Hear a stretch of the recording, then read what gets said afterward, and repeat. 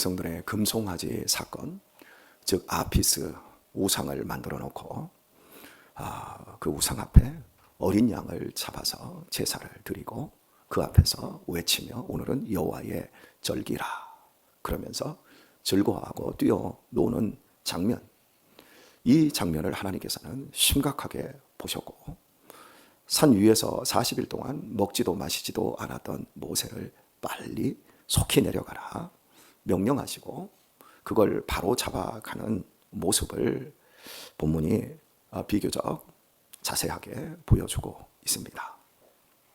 읽은 본문을 보게 되면 12절을 다시 한번 보십니다. 내게 이르시되 일어나 여기서 속히 내려가라. 네가 애굽에서 인도하여 낸 네 백성이 스스로 부패하여 내가 그들에게 명한 도를 속히 떠나 자기를 위하여 우상을 만들었느니라 말씀하고요. 16절도 보겠습니다. 내가 본즉 너희가 너희 하나님 여호와께 범죄하여 자기를 위하여 송아지를 부어 만들어서 급속히 여호와의 명하신 도를 떠났기로. 하나님의 말씀을 속히 떠나버렸다. 그리고 16절에서는 급속히 떠나버렸다라고 말씀을 하고 있습니다. 그리고 그 떠난 이유를 우리에게 쉽게 알려주는데 자기를 위하여 송아지를 불을 부어서 만들어서 12절에도 속히 떠나 자기를 위하여 우상을 부어 만들었다 말씀하고 있습니다. 자기를 위하여. 어떻습니까? 우리는 우리 자신을 위하여 삽니다.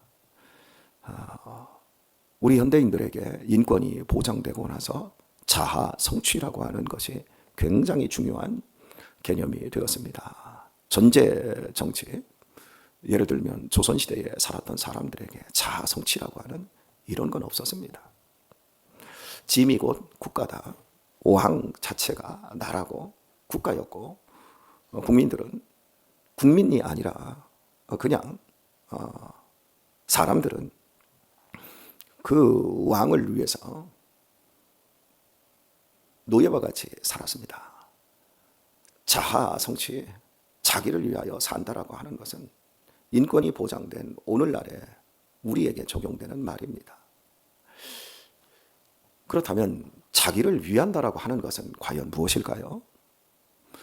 바울은 우리에게 말합니다. 너희가 누구든지 자기를 위하여 사는 자도 없고 자기를 위하여 죽는 자도 없다 그럽니다.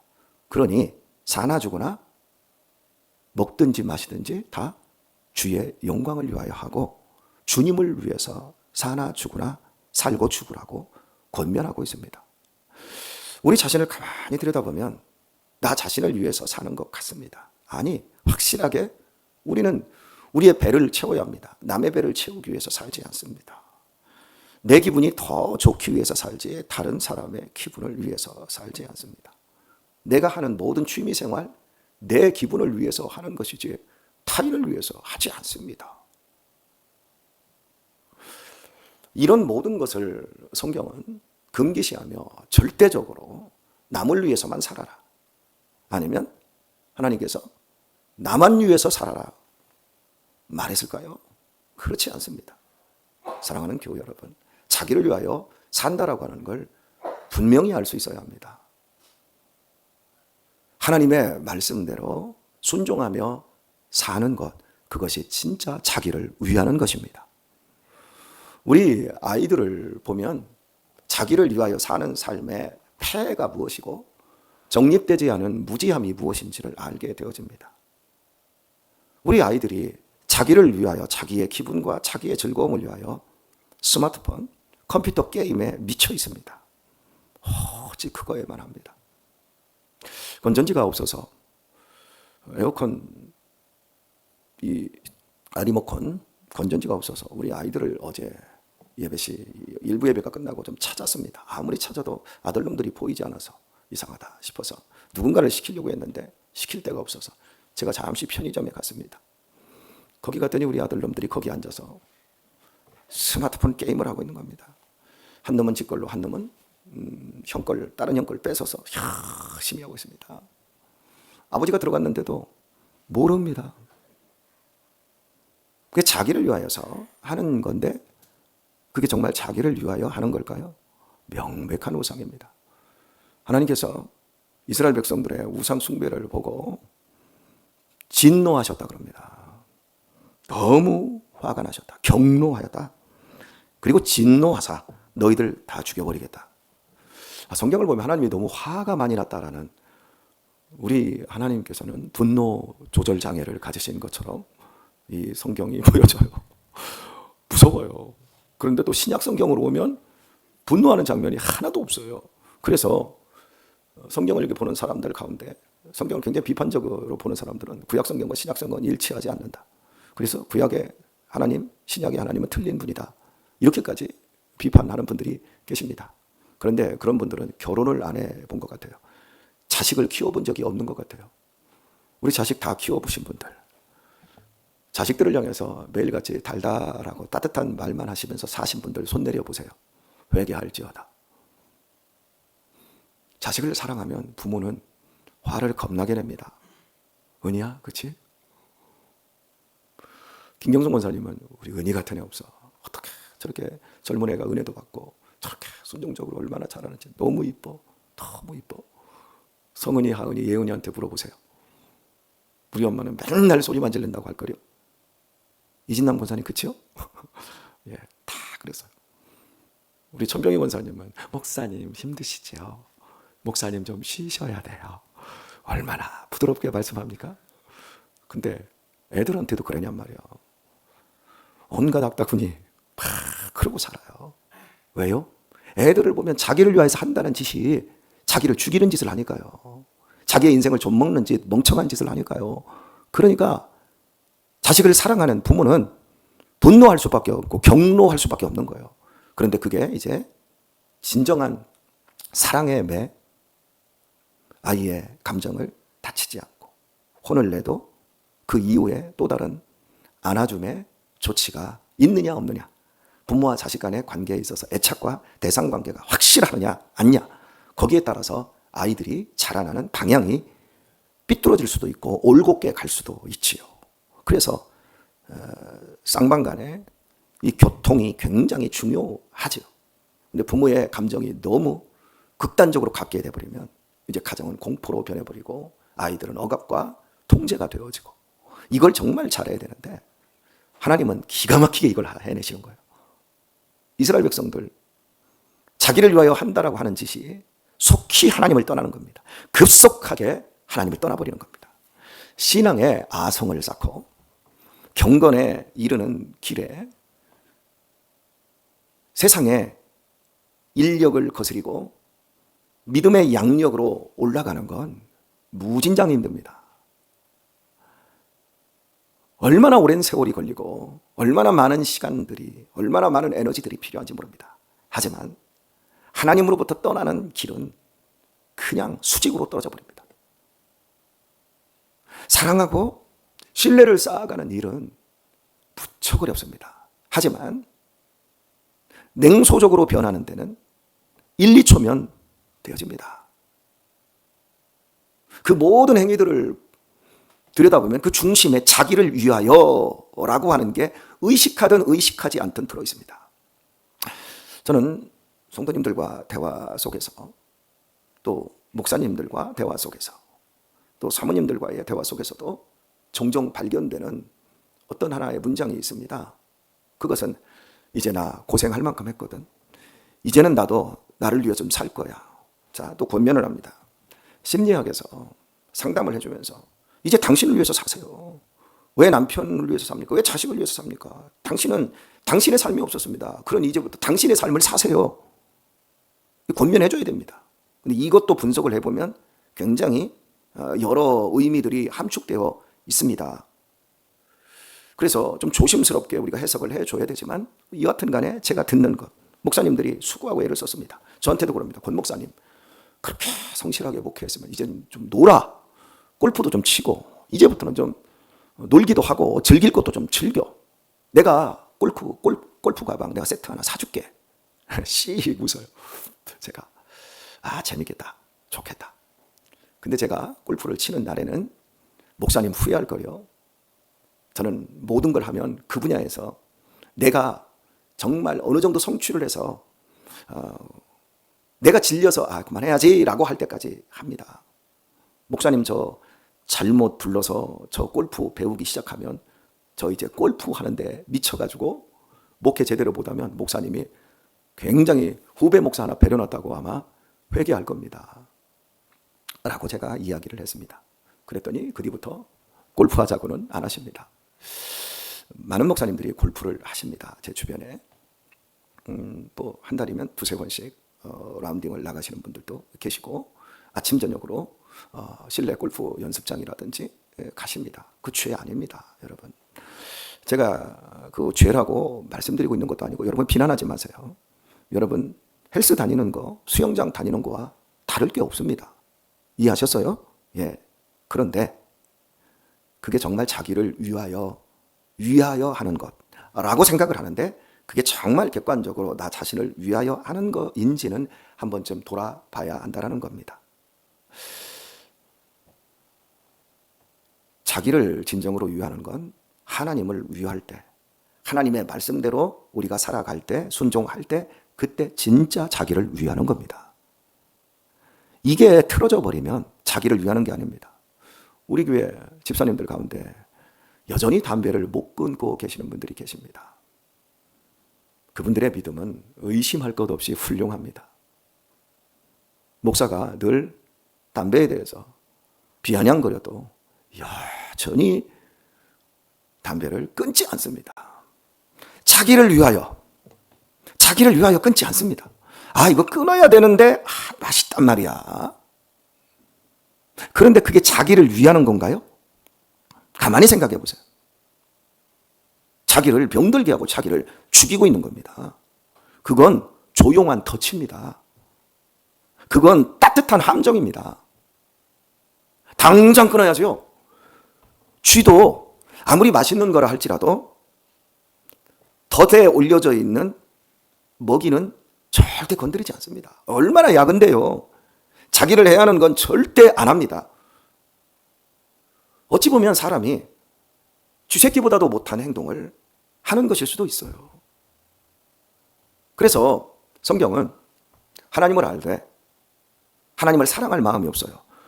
우준하게 되었다 그래요? 미련하게 되어 썩어지지 않는 하나님의 영광을 썩어질 우상과 바꿔버린다 그래요. 근데 그 우상이 뭐지요? 우상 중에 가장 강력한 우상은 내 손으로 만든 거라고 말씀드렸어요.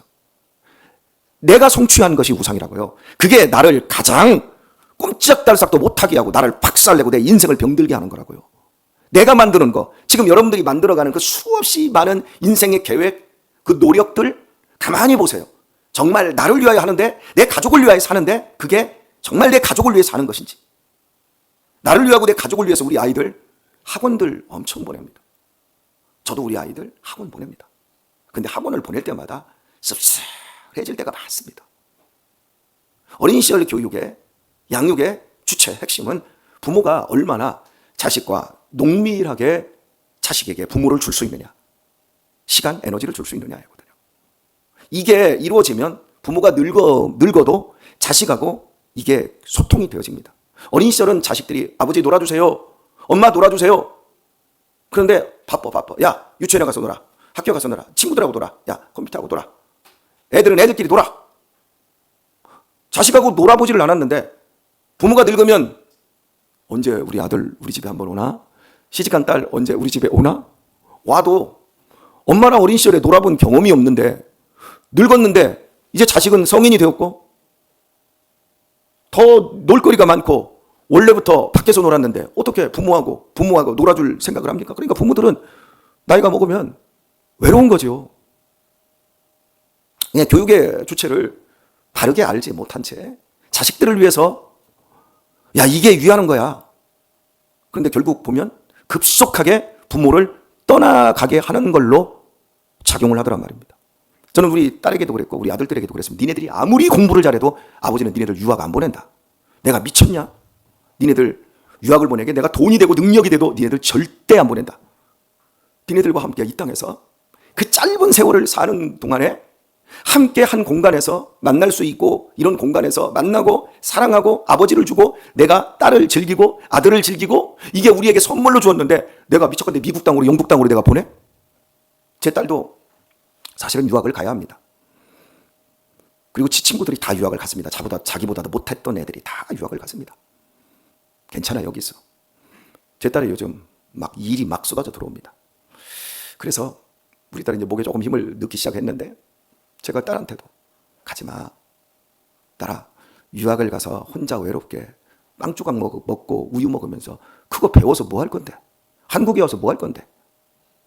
음대 교수를 할 거니? 음대 교수 하려고 하는 사람, 박사학위 받은 사람들이 외국 유학파가 7,000명, 8,000명 중에 한두 명밖에 안 돼. 그리고 그것도 2억, 3억을 학교 발전기금으로 내야 겨우 채용될까 말까 해. 왜 그 짓을 하니? 그 짓을 할 것 같으면 여기서 그냥 행복하게 교회에서 반주하면서 행복하게 살아. 정말 자기를 위하고 가족을 위하는 것이 무엇인지를 생각을 해야 됩니다. 목사님은 너무 국소적으로 생각해요. 스케일이 너무 작아요. 예, 그렇게 생각할 수 있습니다. 그러나 저는 본질적인 것을 말씀드리고 있는 겁니다. 오늘의 말씀을 맺도록 하겠습니다. 얼마 전에 삼성 반도체 그리고 삼성전자 노조 이 DX 부분 여러분들이 막 들었던 게 있습니다. 삼성 노조원들의 평균 연봉이 1억이 넘은 건 여러분이 아시죠? 많게는 1억 한 3천 받는다. 언론이 떠듭니다. 저는 언론을 믿지 않습니다. 실제 그들의 제가 재무조사 이런 재무제표를 제가 못 봤기 때문에 언론은 철저하게 대기업 편에서 말하고 있습니다. 여하튼간 최승호 노조위원장이 이제 발표 딱 하고 우리 파업하겠다. 파업하면 삼성 망합니다. 한 달만 파업해버리면 그 부분이 마이크로라든지 SK 쪽으로 반도체가 다 그쪽으로 이제 흡수돼 버립니다. 그리고 다시 그걸 다시 하려고 해도 그걸 다 되찾아오는 건 엄청 어려운 일입니다. 국가적으로 위기였으면 대통령이 담화문을 내고 고용노동부 장관이 중간에 개입을 해서 이제 그것을 타결을 했습니다. 1억 이상을 받으면서도 성과급으로 45조였나요? 45조를 우리에게 성과급으로 달라. 여러분 당연한 권리입니다. 줘야 됩니다, 여러분. 그건 귀족노조의 행포다? 그러면 그거 누가 다 갖는데요? 자본가들이 다 갖는 거예요. 끝없이 자본가들이 돈을 벌어주는 거니까 나눠줘야 맞습니다. 우리 목사님 되게 욕먹을 설교를 하네. 여러분 이렇게 지금 생각을 하시겠습니다. 나는 똑같은 직장에 다녀도 내 연봉은 5천이나 6천밖에 안 되는데 5년 6년 다닌 사람들이 1억이 넘는다는 게 말이 됩니까? 예, 그렇게 비교를 합니다. 언론은. 그렇게 비교를 하니까 그 괘씸한 놈들 이렇게 합니다. 그걸 통해서 자본주의 거대 이 경제와 이런 대기업과 정치인들이 딱 붙어서 유착이 되고 언론까지 유착이 되어서 자기들의 기득권을 끝없이 확장하는 게 형태입니다. 여하튼 간에 제가 지적하고 싶은 것은 그겁니다. 노조가 자기들을 위해서 45조를 내라. 맞지요? 그래서 한 사람당 얼마라고 했나요? 제가 정확하게 기억이 안 나는데 한 사람당 돌아가면 6억 정도를 성과급으로 받을 수 있다. 이걸 달라고 그랬잖아요. 그런데 뭘로 줬어요? 주식으로 줬어요. 80조의 주식으로 줬어요. 그것도 3분의 1은 현금으로 바꿀 수 있고 나머지는 2년 동안 묶여 있고 여러 가지 조항들이 있는데 결과적으로 보니까 받기는 받았는데 세금만 왕창 받았어요. 그리고 삼성을 떠나지도 못하고 좀 머리가 있는 건 두뇌들은 SK로도 갈 수 있고 이렇게 다 픽업해서 갈 수 있거든요. 그런데 이게 주식이 묶여버리니까 움직일 수도 없으니까 이번에는 완전하게 회사 측의 승리로 그 임단협 이게 이제 결정이 딱 된 것 같아요. 그런데 제가 처음부터 그걸 들여다보면서 이게 자본주의의 병폐이고 아무리 많은 사람들이 똑똑한 척하고 있어도 이건 사실은 공멸하고 있는 거거든요. 여러분 생각을 해볼까요? 제가 만약에 노조위원장이었다면 그 7만 명이 넘는 이 사람들을 저는 이렇게 설득했을 것 같아요. 야, 분명히 이걸 하게 되면 언론이 그 뒤에 있는 그 삼성 그 회사 다 언론이 그 뒤에서 다 돈을 그 기업이 다 대니까 언론 편에서밖에 안 한다고요. 그러면 이걸 어떤 식으로 해야 되냐면 자 보세요. 삼성이 텔레비전을 만듭니다. 텔레비전 삼성이 만듭니다. 삼성이 조립만 하는 거예요. 껍데기 어디서 만들어요? 다른 하청업체. 자, 1청업체, 2청업체, 3청업체, 4청업체 계속 내려가요. 그럼 보세요. 삼성이 조립만 해서 지네들이 완제품을 만들었는데 그 밑에서 이제 그걸 부속을 다 댄 데가 있어요. 그 회사들은요. 월급 1억씩 받나요? 그 원자재 값이 올라버리면 이 삼성 기업들, 이 사람들은 절대 자기들은 임금 안 깎아요. 누구 걸 깎아요? 밑에서 올라오는 하청업체에서 올라오는 그걸 다 깎아먹고 발라먹어서 지네들은 그걸 유지해요. 이게 구조 자체가 잘못되어 있단 말이에요. 그렇다면 저 같으면 노조위원장이면 그 7만 명 넘는 그 사람들을 제가 이렇게 설득했을 겁니다. 야, 우리는 너무 해먹었다. 이거 좀 나누자. 우리가 우상이 되었다. 우리를 위하여 지금 하고 있지만 우리가 지금 우리를 위하여 이 노조쟁의를 하게 되면 우리는 욕먹는다. 그리고 우리는 깨진다. 그리고 회사도 우리도 공멸할 수 있다. 그러니 이렇게 하자. 원청업체를 위해서 우리가 이번에 희생하자. 우리는 1억씩 받았으니까. 그러면서 45조를 1청업체, 2청업체, 3청업체에다 우리 풀어서 그들에게 우리 한번 성과급 한번 돌려보자. 전체를 다 안 할 것 같으면 반절만이라도 돌려보자. 그러면 여러분 1청, 2청, 합청 막 거기에 딸려있는 수많은 다른 작은 회사들까지 동참을 하면 45조 받아내겠습니까? 안 받아내겠습니까? 받아낼 수 있습니다. 그리고 나눌 수 있습니다. 그런데 이 바보들이 자기를 위하여 6억씩 달라 그러니까 그 받지도 못하고 세금 폭탄만 겁나게 맞아버린 격이라고 저는 생각을 하게 됩니다. 여러분, 평택시 1년 예산이 얼마인 줄 아세요? 2조 4천억이에요. 수원시 예산이 얼마인 줄 아세요? 3조 3천억이에요. 그런데 서울시 예산이 얼마인 줄 아세요? 51조예요. 근데 삼성 그 노동자 7만 명이 80조를 다 먹었어요. 밑에 하청 업체들까지 싹 돌렸으면 여러분 박수 받고 자기 자리 유지하고 나라 발전하고 얼마나 좋습니까? 그게 자기를 위하는 겁니까? 아니, 너도 죽고 나도 욕먹고 나도 죽자는 얘기예요. 수없이 많은 사람들이 자본주의의 삶을 살아가면서 이런 구조로 살아가요. 어리석은 거죠. 하나님을 떠나면 생각이 저처럼 안 돼요. 이런 생각하는 사람 있던가요? 이렇게 말하는 언론, 아나운서, 논평하는 사람 있던가요? 저한테 왔으면 제가 어드바이스를 해줬어요. 제가 돈도 안 받고 해줄 수 있어요. 저는 돌아가는 게 보여요. 사람들이 왜 저렇게 멍청한지. 제가 이런 식으로 얘기한 것처럼 여기에도 이제 중간에 많은 어려움들, 문제들이 있을겠지만 본질적으로 자기를 위한다고 하는 일들을 조금만 거시적으로 하나님의 입장에서 하나님의 말씀의 원리, 이게 하나님의 말씀의 원리, 신연의 원리거든요. 이런 식으로 하게 된다면 다 살지 않겠습니까? 모든 게 그렇습니다, 여러분. 정말 오늘 설교가 좀 길었는데요. 자기를 위하여 하고 있는 그 모든 것들이 정말 위하는 것인지 해하는 것인지 다시 한번 돌아볼 필요가 있을 것 같고요. 우리의 남은 시간 하나님이 조금 더 지혜를 주셔서 정말 위하는 아름다운 삶, 우상이 아닌 하나님을 높이는 그러한 삶을 반듯하게 살아내는 우리 귀한 성도님들 다 되실 수 있길 예수님의 이름으로 축원합니다.